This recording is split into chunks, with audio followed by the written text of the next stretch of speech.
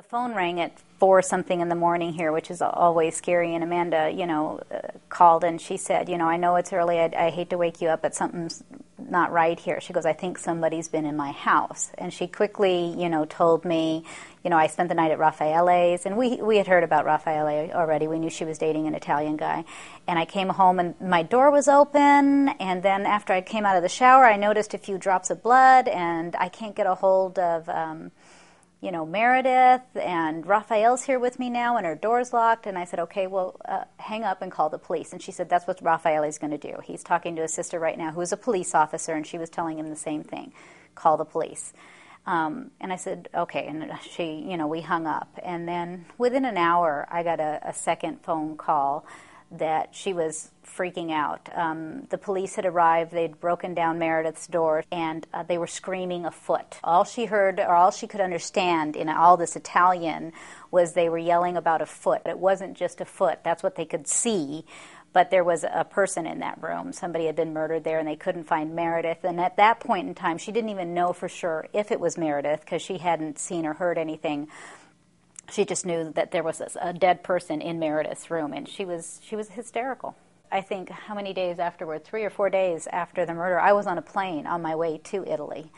And I was in the air. My plane had gotten diverted. I ended up in Switzerland, where I wasn't supposed to be, and that's where I got the phone call that Amanda had been arrested. I felt physically ill. I went to the bathroom to throw up. I was stuck there for like 5 hours. I was finally able to see Amanda on a Saturday. It's before that time, I kept thinking, I know something's not right here. None of this makes sense. They're saying that she confessed, and I'm going, what? This is all the stuff that was on the news. And I'm going, that's ridiculous. If you know Amanda, you're going, no way. And no way would she even be involved in exactly. something And like then this. when I got to talk to her, and we got to spend an hour a day, it was horrible. We cried most of the time and held each other, but it all made sense because she told me, what had happened to her in the interrogation. She told me, I never confessed to anything. They asked me to imagine possibilities, and, I've now learned that that's a tactic that they use. And then they say, oh, yeah, good. And the whole time she's going, but that's not really what happened. And they're going, that's okay.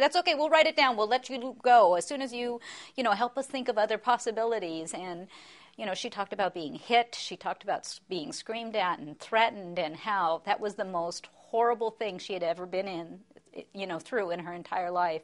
I was there when Rudy was picked up in Germany, and we knew that he had stated in a conversation to the police that, yes, I was there. Yeah, I know who Amanda is, and no, she wasn't there, and no, I've never met her boyfriend before. So we're all sitting there going, hallelujah. This guy his evidence is all over that room. He admits to being there. He says Amanda was not there. He says he doesn't even know who, Raffaele is. Great. It'll be all cleared up.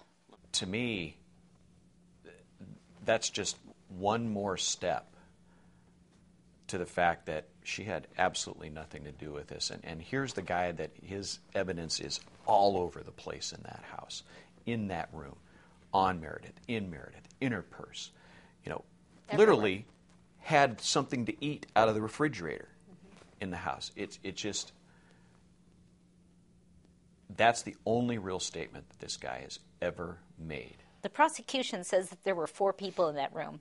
He said Meredith was there, Rudy was there, Amanda was there, and Raffaele was there.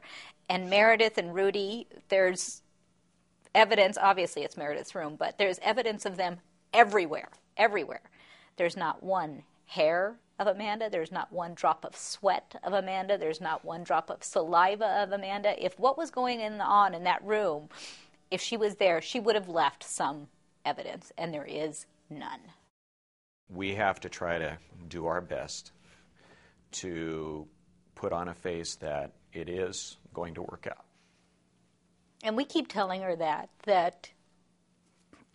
it's taking way longer than we ever expected, but she will get out of there. And she's innocent, and they're not going to put an innocent 20-year-old in jail for 30 years. It's just not going to happen, especially with no evidence. One of the things that I